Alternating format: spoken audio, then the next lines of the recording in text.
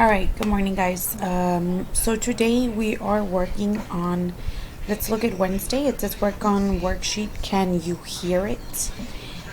So let's go ahead and go down to,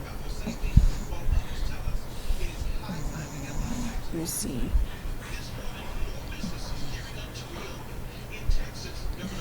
Right here. So right here it says, sounds are made by vibrations. Our eardrums feel the vibrations and we hear the sounds. Some sounds are loud and some sounds are soft.